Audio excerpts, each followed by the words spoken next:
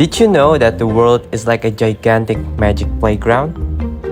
It's filled with amazing things such as warmth and cold. But how could there be warmth and cold? Well, let's find out together.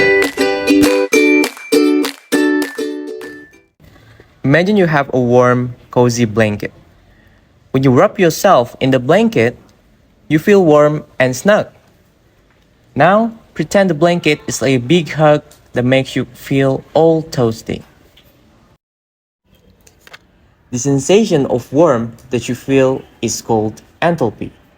So, enthalpy is a bit like that warm hug from your blanket.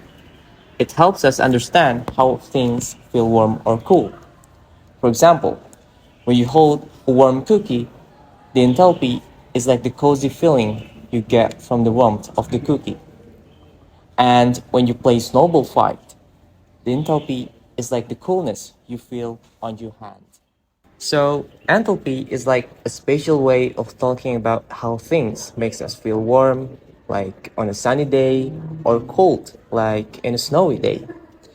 It's all about understanding the warm and cozy, or cool and refreshing feelings that things can give us. And that concludes our discussion on enthalpy. Quite straightforward, isn't it?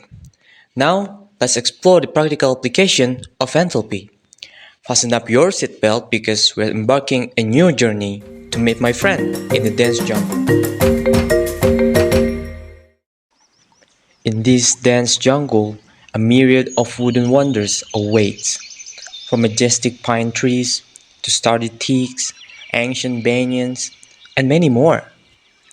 Beyond their living forms, the woods here tell stories of natural decomposition, a process that unfolds over countless years.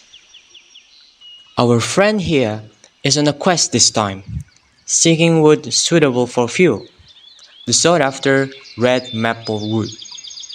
But why this particular wood though?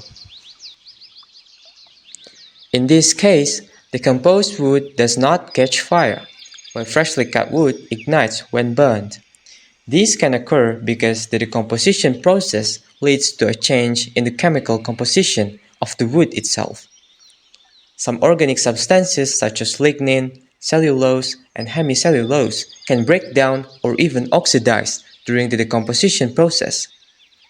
A decline in chemical compounds within the woods leads to a decrease in the value of the enthalpy of combustion and makes it difficult to burn. See there, only one of the species of wood can ignite. Apparently, the one that remains unburned is the wood that has decomposed for 2 years, whereas the other one is the freshly cut one. What could be the reason for this phenomenon? Well, going back to the start, I mentioned that there's something called enthalpy in the heat addition process. So, when it comes to burning wood, the combustion process depends on the enthalpy of combustion. The higher the enthalpy value, the quicker the wood burns, making a bigger fire, and vice versa. In conclusion, enthalpy is a big deal in making things get warm or cold or even set on fire. It helps us understand how things give off energy when we add heat on them. Like when we're making a campfire, wood with a high enthalpy of combustion radiates more heat, so it keeps you cozy when it's chilly outside. Now the world don't move to the beat of just one drum. What might be right for you may not be right for some. A man is born, he's a man of means. Then along come two, they got nothing but the genes, but they got different strokes it takes, different strokes it takes.